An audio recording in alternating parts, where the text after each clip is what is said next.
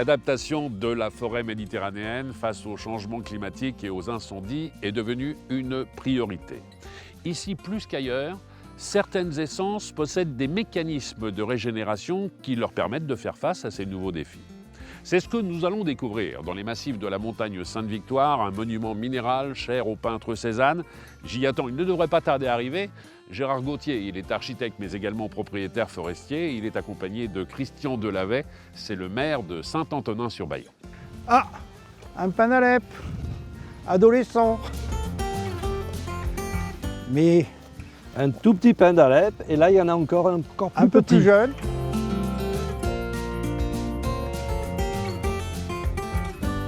Bonjour messieurs. Bonjour. Elle est belle votre Sainte-Victoire. Hein. C'est vrai, c'est vrai. Bonjour Christian. Bonjour. Ravi de vous rencontrer. Bonjour Gérard. Bonjour. Vous allez bien? Ça va. Alors Gérard, forestier, Christian, maire de Saint-Antonin-sur-Bayon. Merci de nous accueillir sur vos terres. Je vais vous dire, je suis content de la voir comme ça, la Sainte-Victoire. Parce qu'elle en a connu des malheurs. Et notamment, on va revenir sur un épisode catastrophique 1989. Il y a 5000 hectares qui partent en fumée. Ça a énormément marqué la population, cet incendie. Oui, ce fut quand même un moment extrêmement impressionnant. Le feu a démarré à 11h30 au nord-ouest, sur la commune de Saint-Marc. À 16h, il était à Pulbier au sud-est. Alors après, il y a toute la période de la reconstitution de la forêt. Ça va forcément prendre du temps. Qu'est-ce qui a été fait ici, dans un premier temps? Après le feu, lorsque les habitants se sont réveillés, en fait, ils ont été devant un paysage, comme vous avez dit, lunaire, calciné, à perte de vue. Il y a eu une première période, je dirais, où ils ont subi.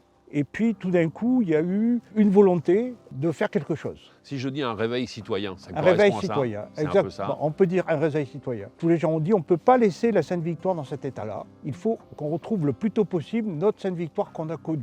Mais il y a eu un élan considérable, c'est-à-dire que la population, les écoles aussi, tout le monde s'y est mis et Oui, tout le monde est s'y est venu mis. à un moment donné planter. Au début, on a cru au génie de la plantation. Oui. En fait, le génie de la plantation, il n'a pas été très efficace, puisque certains disent que la plantation, le succès de plantation, c'est à 1-2%. Mais par contre, l'enthousiasme a été là. Et il faut peut-être un peu oublier cet échec des plantations et retenir ce qui a été un succès. Avant le feu, on avait un regard extrêmement protectionniste, conservateur, ne toucher à rien. Après le feu de Sainte-Victoire, on s'est rendu compte qu'il fallait quand même, pour que cela ne se renouvelle pas, il fallait faire des choses. Et qu'il fallait notamment avoir une défense contre l'incendie d'un meilleur niveau, peut-être mieux organisée. Alors je vais rester comme vous, avec un discours positif justement sur ce qui s'est passé après, mais je vais m'adresser à l'expert du végétal, pour revenir justement sur cet épisode de plantation. On l'a dit, à peu près 90% de ce qui avait été planté, finalement n'a pas survécu. Comment est-ce qu'on peut expliquer ça ? Alors il faut savoir que dans les années 89-90, on était encore à une époque où la plupart des gens, ou la majorité des gens, estimaient que le pin d'Alep était un arbre qu'il fallait éradiquer. Oui. Parce que le pin d'Alep, il émet de l'essence qui est inflammable et que, effectivement, à la moindre étincelle, c'est une catastrophe. Or, c'était mal connaître cet arbre. Et surtout, on s'est aperçu que c'était l'arbre emblématique du pays, mais c'était un arbre autochtone, c'est un arbre qui avait l'habitude de ce climat méditerranéen. Et le pin d'Alep, il a une très forte résilience pour effectivement combattre cette sécheresse de l'été. Et on s'est aperçu depuis cette époque-là que le pin d'Alep, il avait toute sa place dans notre région. On a planté effectivement des milliers d'arbres. Beaucoup de gens qui disaient à l'époque qu'il faut reconstituer notre colline provençale avec des chênes verts ou des chênes pubescents.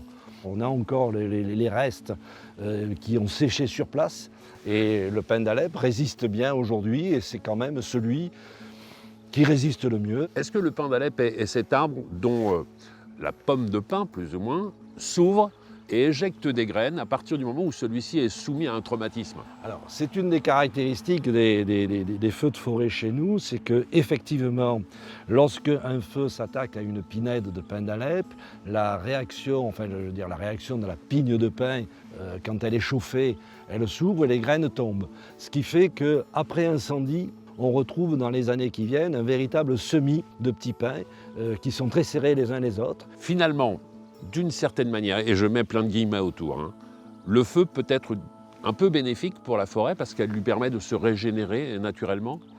Alors scientifiquement, c'est quelque chose que l'on peut dire oui, effectivement. Mais attention, aujourd'hui, notre souci à nous, c'est la récurrence du feu.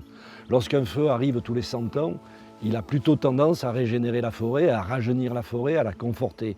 S'il arrive tous les 10 ou 15 ans, comme c'est arrivé chez nous, par exemple sur le plateau de l'Arbois, ben, la deuxième fois, la régénération est moins bonne parce que le sol est moins bon, et puis la troisième fois, il n'y a plus rien du tout. Alors, on parle de régénération naturelle. Ce que j'ai sous les yeux là, en 30 ans, la forêt elle revit sur la Sainte-Victoire. Là, on est purement sur de la régénération naturelle, mais accompagné par des forestiers. La régénération naturelle, ce n'est pas un acte de non-gestion. Oui. C'est une manière de gérer la forêt qui se développe de plus en plus, et pas que chez nous. C'est quelque chose qu'on est en train de découvrir dans d'autres régions plus forestières, où on dit que la régénération naturelle, elle a ses qualités. Ce qu'il faut accompagner avec la régénération naturelle, c'est effectivement voir qu'à un certain moment, les arbres qui constituent de véritables semis puissent être dépressés de manière à laisser plus d'air et plus d'espace vital aux autres végétaux. Et ce que je le disais tout à l'heure, c'est qu'aujourd'hui, on s'aperçoit qu'il y a une concurrence entre les arbres pour la recherche de l'eau, et que si on laisse des arbres trop serrés les uns les autres, ben, ils se font concurrence. Et quand on parle de régénération naturelle et de gestion de la forêt, comme vous l'évoquiez il y a quelques instants, est-ce que votre volonté est aujourd'hui d'intégrer des nouvelles essences, peut-être plus résilientes, qui vont encore une fois résister davantage au changement climatique qui est de plus en plus présent?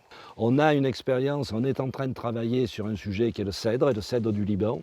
On en a planté beaucoup dans les années 2000, 90-2000, lorsqu'il y a eu un certain nombre de feux dans la région aixoise, qui se sont plutôt bien développés. Il y a aussi le pin noir qui, dans d'autres secteurs de notre département, un peu plus en altitude, résiste pas trop mal, quoi. Et perdre des essences méditerranéennes emblématiques est quelque chose qui vous préoccupe aujourd'hui, Christian? Oui, on aimerait bien ne pas les perdre, mais on sait qu'elles sont menacées. Si on regarde aujourd'hui sur le chêne blanc ou le chêne pubescent, on a quand même des signes extrêmement probants de dépérissement. Soyons optimistes, votre Sainte-Victoire est toujours très très belle, la forêt se porte bien. Il y a juste une chose qu'il faut savoir, c'est que si Cézanne revenait dans les environs, il ne peindrait pas la même Sainte-Victoire. Oui, il faut tourner la page de la Sainte-Victoire de Cézanne. Mais bon, la Sainte-Victoire d'aujourd'hui, à mon avis, est tout aussi intéressante que celle de Cézanne. Merci beaucoup, Christian. Merci. Merci à vous. Merci. Merci, Gérard.